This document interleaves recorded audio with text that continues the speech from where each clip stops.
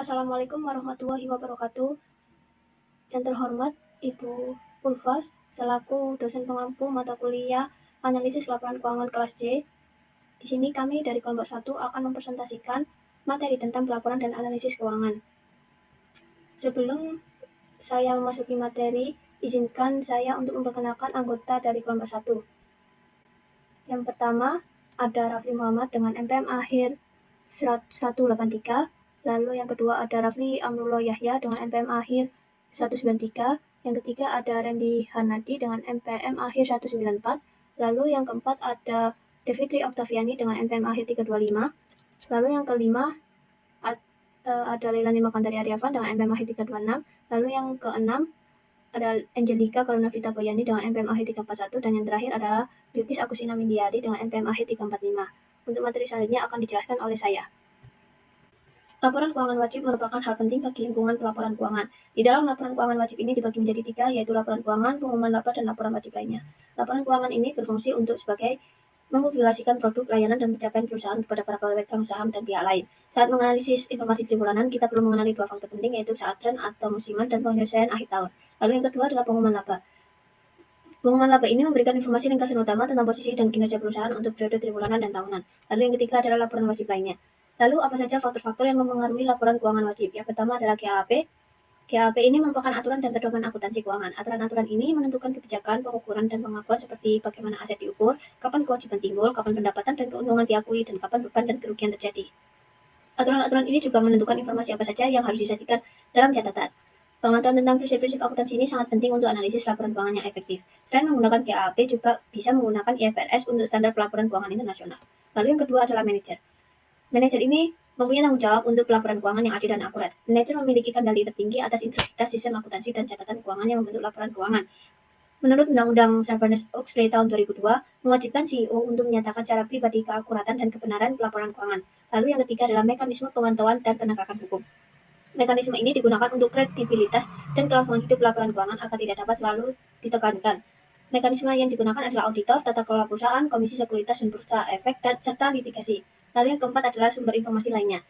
Terdapat sumber informasi yang menjadi faktor yang mempengaruhi laporan keuangan wajib, yaitu berita ekonomi, industri dan perusahaan, pengungkapan sukarela, dan perantara informasi analis. Warahmatullahi wabarakatuh. Perkenalkan, nama saya Rafli Muhammad, NPM akhiran 183. Di sini saya akan menjelaskan tentang sifat dan tujuan akuntansi keuangan. Nah, di dalam submateri ini terdapat 3 poin. Yang pertama itu ada kualitas, yang kedua ada prinsip, yang ketiga ada konvensi. Baik, di sini saya akan menjelaskan tentang hal pertama, yaitu kualitas informasi akuntansi yang diinginkan. Yang pertama yaitu ada relevansi. Relevansi adalah kapasitas informasi untuk memengaruhi keputusan dan merupakan kualitas utama pertama dari 2 kualitas utama informasi akuntansi. Ini menyeratkan bahwa ketepatan waktu merupakan karakteristik informasi akuntansi yang diinginkan laporan keuangan interim atau triwulan sebagai yang besar motivasi oleh ketepatan waktu. Selanjutnya itu ada keandalan, merupakan kualitas penting kedua dari informasi keuangan. Agar informasi dapat diandalkan, informasi tersebut harus dapat diverifikasi sesuai dengan representasi dan netral. Keterverifikasian berarti informasi tersebut dapat dikonfirmasi. Keterverifikasian terhadap representasi berarti informasi tersebut mencerminkan kenyataan dan netralitas informasi tersebut jujur dan tidak bias. Selanjutnya yaitu ada prinsip penting dalam akuntansi. Ada 3. Yang pertama yaitu akuntansi akrual. Di sini saya hanya akan menjelaskan sedikit tentang akuntansi akrual karena akan dilanjutkan oleh rekan saya. Di sini akuntansi akrual adalah metode pencatatan transaksi keuangan di mana pendapatan dan biaya dicatat pada saat terjadi, bukan pada saat kas diterima atau dibayarkan. Ini berarti bahwa entitas mencatat pendapatan dan biaya meskipun belum ada transaksi kas yang terkait. Yang kedua ada historical cost and fair value. Adalah 2 metode yang digunakan untuk menilai aset dan kewajiban perusahaan. Historical cost itu metode pencatatan aset berdasarkan harga perolehan asli atau harga saat aset dibeli. Sedangkan fair value adalah metode pencatatan aset berdasarkan nilai pasar saat ini. Selanjutnya yaitu ada materialitas. Dalam konsep menentukan apakah suatu informasi dalam laporan keuangan cukup penting untuk mempengaruhi keputusan penggunaan laporan tersebut. Informasi dianggap material karena jika menghilang atau salah satu informasi tersebut dapat mempengaruhi keputusan yang dibuat oleh pengguna laporan keuangan berdasarkan laporan informasi tersebut. Yaitu ada konservatisme. Konservatisme dalam akuntansi melibatkan pandangan pesimis terhadap ketidakpastian, pengukuran dengan mengakui kerugian serta dan penundaan pengakuan keuntungan. Konservatisme mempengaruhi keandalan dan relevansi informasi akuntansi dengan meremehkan aset bersih dan laba bersih. Dua jenis konservatisme yang dibedakan dalam penelitian akademis adalah konservatisme tanpa syarat, yang selalu meremehkan nilai aset, dan konservatisme bersyarat, yang mengakui kerugian lebih cepat daripada keuntungan. Konservatisme tanpa syarat lebih berharga bagi analis karena menyediakan informasi tepat waktu tentang perubahan buruk dalam situasi ekonomi suatu perusahaan. Kemudian selanjutnya ada landasan akuntansi akrual. Laporan keuangan disusun atas dasar akrual. Para pendukungnya sangat yakin bahwa akuntansi akrual lebih unggul daripada akuntansi kas, baik untuk mengukur kinerja maupun kondisi keuangan. Pernyataan konsep akuntansi keuangan menyatakan bahwa informasi tentang pendapatan perusahaan berdasarkan akuntansi akrual umumnya memberikan indikasi yang lebih baik tentang kemampuan perusahaan saat ini dan yang berkelanjutan untuk menghasilkan arus kas daripada informasi yang terbatas pada aspek keuangan, penerimaan, dan pembayaran kas. Materi selanjutnya yaitu ada konsep akrual. Akuntansi akrual bertujuan untuk menginformasikan kepada pengguna tentang konsekuensi kegiatan bisnis terhadap arus kas masa depan perusahaan sesegera mungkin dengan tingkat kepastian yang wajar. Hal ini dicapai dengan mengakui pendapatan yang diperoleh dan biaya yang dikeluarkan, terlepas dari apakah arus kas terjadi secara bersamaan atau tidak. Pemisahan pengakuan pendapatan dan biaya dari arus kas ini difasilitasi dengan penyesuaian akrual yang menyesuaikan arus kas masuk dan arus kas keluar untuk menghasilkan pendapatan dan biaya. Penyesuaian akrual dicatat setelah membuat asumsi dan estimasi yang wajar tanpa mengorbankan keandalan informasi akuntansi secara material. Di sini ada hubungan akrual dan arus kas.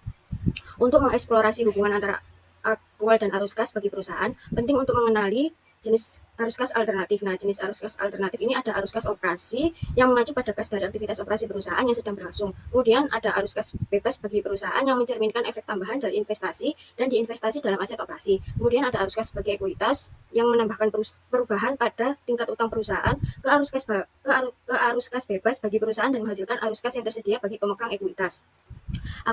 Akrual itu sendiri adalah jumlah penyesuaian akuntansi yang menghasilkan laba bersih berbeda dari arus kas bersih. Penyesuaian ini mempengaruhi pendapatan saat tidak ada dampak arus kas, misalnya pada penjualan kredit, dan penyesuaian yang mengisolasi arus kas.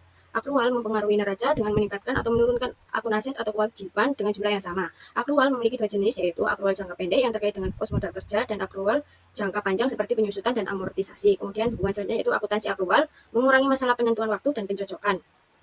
Akuntansi akrual mengatasi masalah waktu dan pencocokan yang melekat dalam akuntansi kas. Masalah waktu mengacu pada arus kas yang tidak terjadi bersamaan dengan aktivitas bisnis yang menghasilkan arus kas, sedangkan masalah pencocokan mengacu pada arus kas masuk dan arus kas keluar yang terjadi dari aktivitas bisnis tapi tidak dicocokkan tepat waktu satu sama lain, seperti biaya yang diterima dari konsultasi yang tidak dikaitkan tepat waktu dengan upah yang dibayarkan kepada konsultan yang mengerjakan proyek. Kemudian selanjutnya ada proses akrual, pengakuan pendapatan, dan pencocokan beban. Yang pertama, pengakuan pendapatan.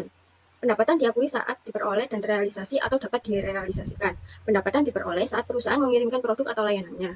Sedangkan pendapatan terrealisasi ketika uang tunai diperoleh untuk produk atau layanan yang dikirimkan.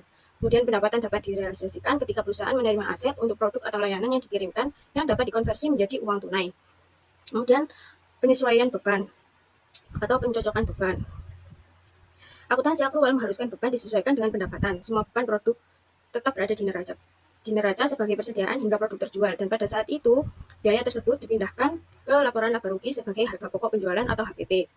Yang terakhir ada akrual jangka pendek dan jangka panjang. Akrual jangka pendek mengacu pada perbedaan waktu jangka pendek antara pendapatan dan arus kas. Akrual ini menghasilkan item modal kerja di neraca, yaitu aset lancar dan kewajiban lancar, dan juga disebut sebagai modal kerja.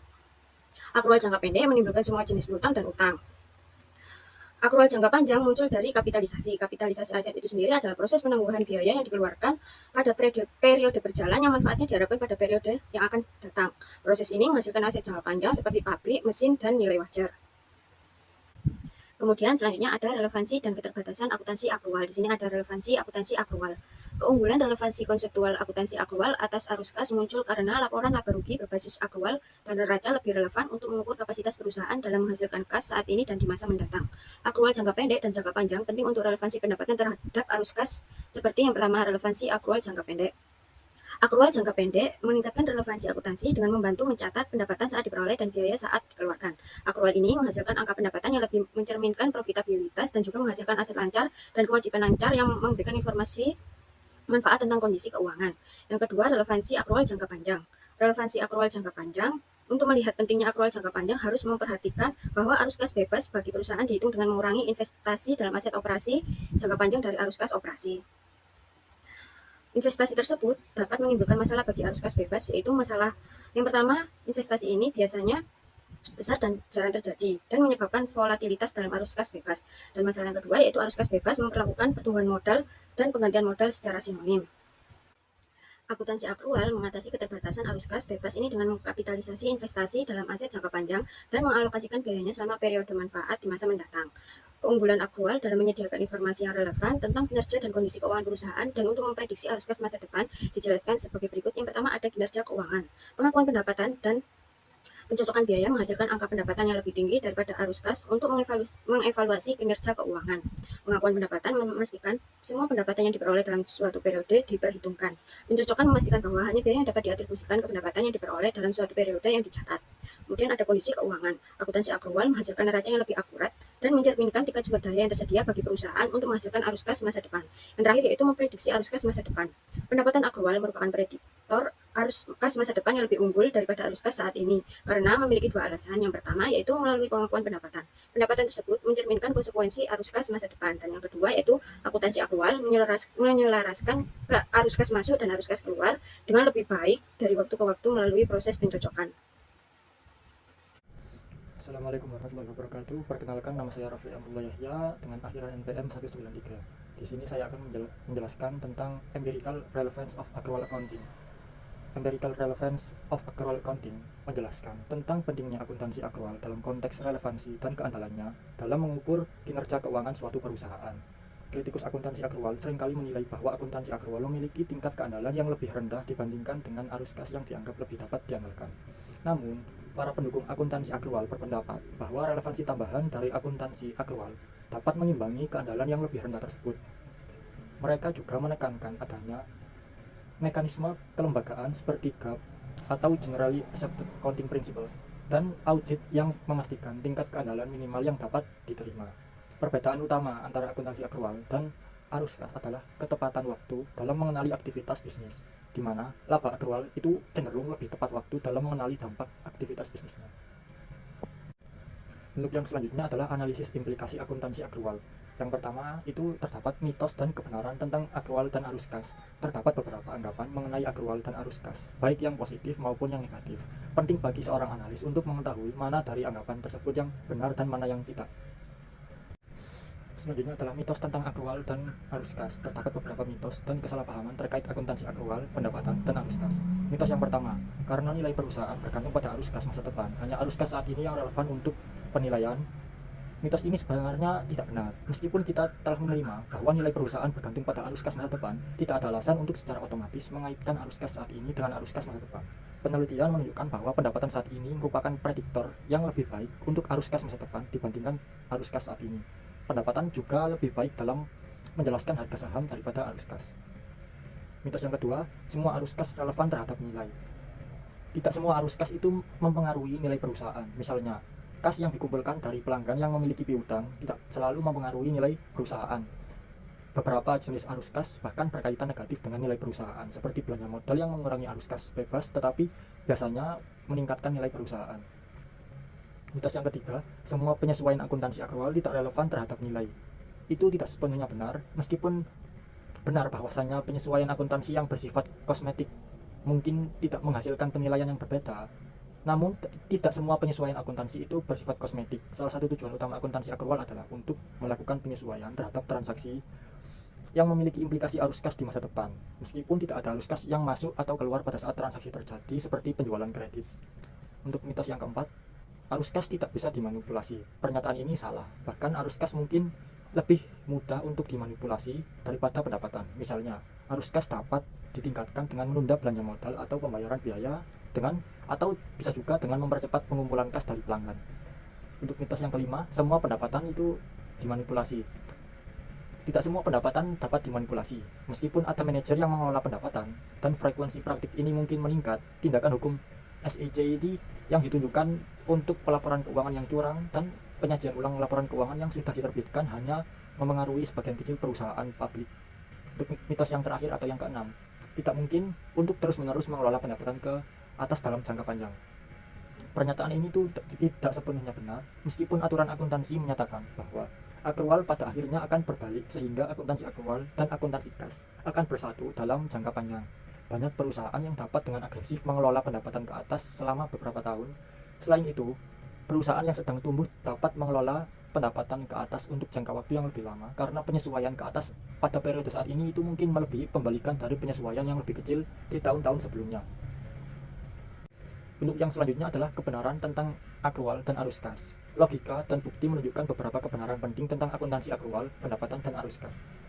Kebenaran yang pertama, akuntansi akrual atau pendapatan itu lebih relevan daripada arus kas. Secara konseptual dan praktis, pendapatan akrual yang akan lebih relevan daripada arus kas dalam mengukur kondisi keuangan dan kinerja serta dalam penilaian. Namun pernyataan ini tidak menantang relevansi arus kas masa depan.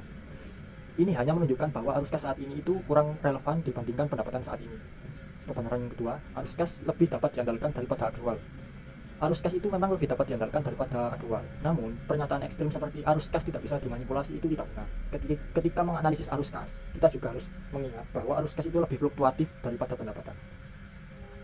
Yang kebenaran yang ketiga itu angka-angka akuntansi akrual dapat terdistorsi oleh akuntansi. Adanya metode akuntansi alternatif dan pengelolaan pendapatan mengurangi keterbandingan dan konsistensi angka akuntansi akrual. Aturan akuntansi yang sewenang-wenang dan kesalahan estimasi juga dapat menyebabkan distorsi akuntansi. Analisis keuangan atau penilaian yang mengabaikan fakta ini cenderung itu menghasilkan hasil yang salah. Kebenaran yang terakhir atau yang keempat, nilai perusahaan dapat ditentukan dengan menggunakan angka akuntansi akrual. Beberapa orang salah menyatakan bahwa nilai hanya ditentukan berdasarkan arus kas yang didiskontokan. Sebagai contoh, kita juga bisa menentukan nilai sebagai jumlah nilai buku saat ini dan pendapatan residual masa depan yang didiskontokan. Untuk materi selanjutnya adalah, haruskah kita meninggalkan akrual untuk arus kas? Meskipun akuntansi akrual memiliki keterbatasan, itu tidak berarti kita harus sepenuhnya beralih ke model arus kas. Akuntansi akrual tetap lebih unggul dalam banyak aspek dan memberikan informasi yang berharga. Pendekatan yang konstruktif adalah memahami keterbatasan akuntansi akrual dan melakukan analisis untuk menyesuaikan angka yang dilaporkan sehingga kita dapat memanfaatkan informasi yang kaya dari akuntansi akrual sekaligus mengurangi distorsinya. Arus kas juga penting sebagai alat untuk memeriksa keandalan pendapatan akrual dan untuk analisis keuangan yang lebih efektif. Assalamualaikum warahmatullahi wabarakatuh. Perkenalkan, nama saya Redi Arnadi dari kelompok 1 NPM akhiran 194. Saya di sini akan menjelaskan mengenai konsep pendapatan atau konsep of income. Jadi pendapatan yang juga disebut laba ataupun keuntungan merupakan ringkasan dalam istilah keuangan tentang efek bersih dari operasi bisnis selama periode waktu tertentu. Nah, pentingnya di pasar keuangan adalah pendapatan merupakan informasi yang paling banyak diminta oleh pasar keuangan karena mencerminkan perubahan dalam kekayaan pemegang saham dan juga profitabilitas dari bisnis tersebut. Selanjutnya, tujuan laporan laba rugi, yakni menentukan dan menjelaskan pendapatan perusahaan selama periode tertentu, serta memberikan gambaran tentang seberapa baik perusahaan dapat menutupi biaya operasinya dan memberikan imbal hasil kepada pemegang saham. Dan yang terakhir, peran untuk analisis adalah memahami pendapatan sebagai indikator profitabilitas perusahaan sangat penting dalam memperkirakan potensi pendapatan masa depan. Selanjutnya yang kedua, saya akan menjelaskan mengenai pendapatan ekonomi. Pendapatan ekonomi diukur sebagai arus kas selama periode ditambah dengan perubahan nilai sekarang dari arus kas masa depan yang diharapkan. Biasanya direpresentasikan oleh perubahan dalam nilai pasar aset bersih perusahaan. Komponen pendapatan ekonomi ini dibagi menjadi dua, yakni komponen yang direalisasikan atau arus kas dan yang tidak direalisasikan. Contohnya holding gain ataupun loss. Di sini juga terdapat contoh kasus, yakni sebuah perusahaan membeli kondominium seharga 100.000 dan menyewakannya dengan harga 12.000 per tahun. Pada akhir tahun nilai kondominium naik menjadi 125.000. Pendapatan ekonomi dihitung sebagai berikut. Yang pertama adalah pendapatan sewa sebesar 12.000 ditambah dengan kenaikan nilai kondominium atau apresiasi ataupun holding gain sebesar 25.000 sehingga total pendapatan ekonomi adalah 37.000. Tetapi perlu diingat, keterbatasan pendapatan ekonomi mencakup komponen berulang dan tidak berulang, sehingga kurang berguna untuk meramalkan potensi pendapatan di masa depan. Selanjutnya adalah pendapatan permanen. Pendapatan permanen adalah pendapatan rata-rata stabil yang diharapkan diperoleh bisnis selama masa hidupnya, dengan mempertimbangkan kondisi bisnis saat ini. Fokus jangka panjang pendapatan permanen mencerminkan fokus jangka panjang dan terkait erat dengan konsep daya hasil yang berkelanjutan, yang penting dalam penilaian ekuitas dan juga analisis kredit. Nilai perusahaan untuk perusahaan yang berkelangsungan usaha, nilai perusahaan dapat dinyatakan dengan membagi pendapatan permanen dengan biaya modal. Dan juga terdapat perubahan, meskipun berkonotasi jangka panjang, pendapatan permanen dapat berubah jika prospek pendapatan jangka panjang perusahaan berubah. Selanjutnya yang keempat, pendapatan operasional. Pendapatan operasional mengacu pada pendapatan yang dihasilkan dari aktivitas operasional perusahaan. Dalam literatur keuangan, ini sering disebut dengan net operating profit after tax. Karakteristik pendapatan operasional adalah mengecualikan semua biaya atau pendapatan yang berasal dari aktivitas pembiayaan bisnis, seperti bunga dan pendapatan investasi. Seperti biaya bunga dan pendapatan investasi yang disebut sebagai pendapatan non operasional. Dan juga penting dalam penilaian, pendapatan operasional ini penting dalam penilaian karena memisahkan aktivitas operasional dari aktivitas pembiayaan perusahaan. Yang kelima adalah konsep akuntansi pendapatan. Pendapatan akuntansi atau pendapatan yang dilaporkan didasarkan pada konsep akuntansi akrual. Meskipun pendapatan akuntansi mencerminkan aspek-aspek dari pendapatan ekonomi dan pendapatan permanen, ia tidak dimaksudkan untuk mengukur kedua konsep tersebut secara langsung maupun bersamaan. Selanjutnya, masalah pengukuran. Pendapatan akuntansi sering mengalami masalah pengukuran yang mengurangi kemampuannya untuk mencerminkan realitas ekonomi. Dan yang terakhir, tugas utama dalam analisis laporan keuangan adalah menyesuaikan pendapatan akuntansi untuk lebih mencerminkan konsep-konsep pendapatan ekonomi alternatif. Dan yang terakhir yang saya ingin bahas adalah mengenai pengakuan pendapatan dan pencocokan. Tujuan utama akuntansi akrual. Pengukuran pendapatan adalah salah satu tujuan utama dari akuntansi akrual. Di dalam akuntansi akrual, pendapatan diakui ketika telah direalisasikan atau dapat direalisasikan, dan juga ketika telah diperoleh. Proses utama meliputi 2 poin. Yang pertama adalah pengakuan pendapatan dan yang kedua pencocokan biaya. Mari kita bahas yang pertama terlebih dahulu, yakni pengakuan pendapatan. Adalah proses di mana pendapatan diakui dalam laporan keuangan. Untuk diakui, pendapatan harus memenuhi 2 syarat utama. Yang pertama adalah terrealisasi atau dapat direalisasikan, yakni perusahaan harus telah menerima kas atau komitmen yang dapat diandalkan untuk menerima kas, seperti piutang yang valid. Dan yang kedua adalah diperoleh. Perusahaan harus telah menyelesaikan seluruh kewajiban kepada pembeli. Artinya, proses perolehan pendapatan telah selesai. Yang kedua adalah pencocokan biaya. Setelah pendapatan diakui, biaya yang terkait dicocokkan dengan pendapatan yang diakui untuk menghasilkan pendapatan bersih. Proses pencocokan ini memastikan bahwa biaya dicatat pada periode yang sama dengan pendapatan terkait, bukan pada saat arus kas keluar terjadi. Sekian, terima kasih. Berikutnya materi mengenai akuntansi versus pendapatan ekonomi.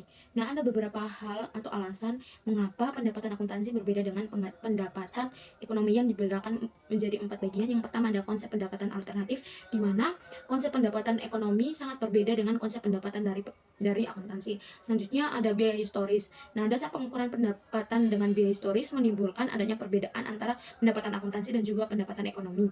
Yang ketiga ada dasar transaksi, di mana pendapatan akuntansi biasanya mencerminkan dampak transaksi, sedangkan dalam dampak ekonomi yang tidak disertai dengan transaksi yang wajar seringkali tidak dipertimbangkan. Dan yang terakhir ada manajemen laba, di mana manajemen laba menyebabkan distorsi dalam akuntansi pendapatan yang tidak ada hubungannya dengan realistis ekonomi itu sendiri. Selanjutnya, pada pendapatan akuntansi terdiri dari 3 komponen. Yang pertama ada komponen permanen, di mana komponen permanen dari pendapatan akuntansi diharapkan akan bertahan atau akan berulang tanpa adanya batasan waktu. Yang kedua ada komponen sementara. Nah, komponen sementara dari pendapatan akuntansi ini tidak diharapkan untuk berulang. Berarti di mana peristiwa ini terjadinya hanya 1 kali. Dan yang terakhir ada komponen yang tidak relevan dengan nilai, yang dimana komponen yang tidak relevan dengan nilai tidak mempunyai nilai ekonomi. Selanjutnya ada materi implikasi analisis. Nah, dalam penyesuaian pendapatan akuntansi, itu merupakan sebuah tugas yang penting dalam analisis keuangan. Tetapi, sebelum membuat penyesuaian apapun, perlu untuk menentukan tujuan analisis sebelumnya. Nah, secara khusus penting untuk menentukan apakah tujuannya adalah untuk menentukan pendapatan ekonomi ataupun pendapatan permanen dalam perusahaan tersebut. Penentuan ini penting karena pendapatan ekonomi dan pendapatan permanen berbeda dalam sifat dan tujuan. Oleh karenanya, penyesuaian yang diperlukan untuk menentukan setiap ukuran dapat berbeda secara substansial. Nah, selanjutnya ada penyesuaian untuk pendapatan tetap. Nah, untuk tujuan ini, seorang analisis perlu terlebih dahulu untuk menentukan komponen permanen dari pendapatan akuntansi periode berjalan dengan mengidentifikasi dan mengecualikan atau menghaluskan komponen sementara dengan tepat. Misalnya, seorang analisis dapat mengecualikan keuntungan atau penjualan dalam segmen bisnis ketika menentukan komponen permanen dari laba. Selanjutnya ada materi penyesuaian untuk pendapatan ekonomi. Untuk menyesuaikan pendapatan akuntansi untuk menentukan pendapatan ekonomi, kita perlu untuk menghadapi pendekatan inklusif, di mana memasukkan semua komponen pendapatan. Salah satu cara untuk menentukan pendapatan ekonomi adalah perubahan bersih dalam ekuitas pemegang saham. Nah, ketika kita melakukan penyesuaian untuk memperoleh pendapatan ekonomi, kita juga perlu untuk menyadari bahwa angka-angka yang disesuaikan bukanlah representasi yang tepat dari pendapatan ekonomi, karena kita tidak dapat menentukan perubahan nilai aset tetap yang dicatat berdasarkan biaya historis. Dan selanjutnya ada penyesuaian untuk pendapatan operasional. Dalam hal ini lebih merujuk pada pendapatan operasional secara ketat yang berhubungan dengan pendapatan yang dihasilkan, yaitu bisnis yang beroperasi pada fungsi perbendaharaan tanpa memperhatikan apakah kegiatan tersebut berulang atau tidak berulang. Akuntansi keuangan terutama didasarkan pada data historis model biaya historis. Berdasarkan model biaya historis, nilai aset dan kewajiban ditentukan berdasarkan dasar harga yang diperoleh dari transaksi aktual yang telah terjadi di masa lalu. Alternatif untuk model biaya historis adalah akuntansi nilai wajar.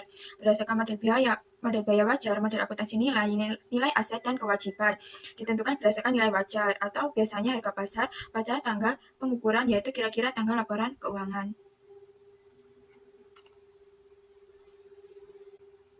Selanjutnya yaitu ada kontras biaya historis dan model nilai wajar. Yang pertama yaitu transaksi versus penilaian saat ini, yaitu berdasarkan akuntansi biaya historis, aset dan nilai liabilitas sebagian besar ditentukan oleh transaksi aktual suatu entitas bisnis di masa lalu.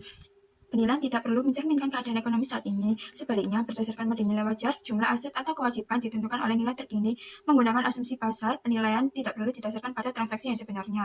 Yang kedua yaitu berdasarkan biaya versus pasar, yaitu penilaian biaya historis terutama ditentukan oleh biaya yang dikeluarkan oleh bisnis, sedangkan pada model nilai wajar didasarkan pada penilaian pasar atau asumsi berbasis pasar. Untuk yang ketiga yaitu pendekatan pendapatan alternatif, yaitu berdasarkan model biaya historis, pendapatan ditentukan dengan cara mencocokkan biaya dengan pendapatan yang diakui yang harus direalisasikan dan diperoleh, sedangkan berdasarkan model nilai wajar, pendapatan ditentukan hanya oleh laba bersih perubahan, nilai wajar aset, dan kewajiban. Untuk selanjutnya yaitu ada pertimbangan dalam mengukur nilai wajar. Yang pertama yaitu pada tanggal pengukuran, yaitu ditentukan pada tanggal pengukuran, yaitu tanggal neraca, bukan tanggal saat aset tersebut awal dibeli. Kedua yaitu transaksi hipotesis, yaitu nilai wajar ditentukan seolah-olah aset tersebut dijual pada tanggal pengukuran. Yang ketiga yaitu transaksi yang teratur, yaitu harga pertukaran keadaan normal seperti harga pasar di pasar yang aktif.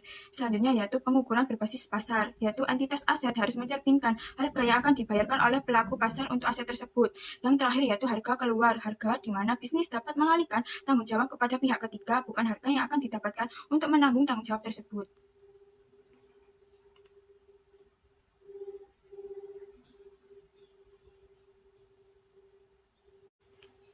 Yang berikutnya yaitu ada implikasi analisis, yaitu ada keuntungan dan juga kekurangan dari akuntansi nilai wajar. Untuk keuntungan akuntansi nilai wajar sendiri yaitu yang pertama ada mencerminkan informasi terkini, kriteria pengukuran yang konsisten, keterbandingan, tidak ada bias konservatif, dan juga lebih berguna untuk analisis ekuitas. Untuk kekurangan akuntansi nilai wajar yaitu ada objektivitas yang lebih rendah, kerentanan terhadap manipulasi, penggunaan input level 3, kurangnya konservatisme, dan juga volatilitas pendapatan yang berlebihan.